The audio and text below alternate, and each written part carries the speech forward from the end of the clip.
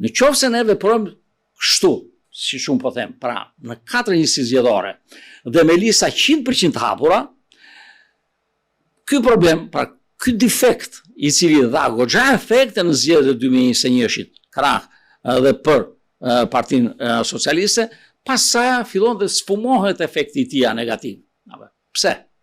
Në një listë zgjedhore me 40 kandidatë, siç mund të jetë njësia zgjedhore, po e zëm e jugut të Shqipërisë, me 40 kandidatë.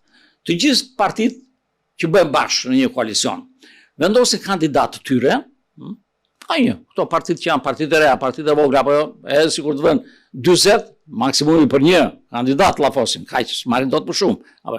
Pra, vendos një ose dy të tu, kandidat të tu, dhe kërkoj të gjithë antarësisë dhe gjithë mbështetësve të tu që me votë parapërqyese të japin këtij kandidati.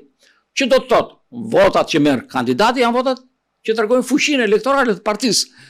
Kështu që pse të kërkojmë që fuqia elektorale të duket vetëm nëse unë do të garoj më vetëm me një listë me 40 emra, kur kjo del shumë mirë edhe me një listë të përbashkët me të tjerë ku ti ke kandidatin tënd.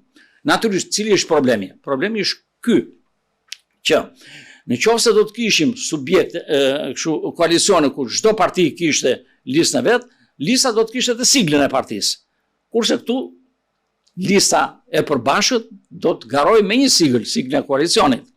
Por zgjidhja që është bërë sot në kodin zgjedhor, i referohem asaj zgjidhje e sfumon dhe ajo këtë efekt negativ, mungesën e siglës direkt, sepse thuhet kandidati XY i partisë filan.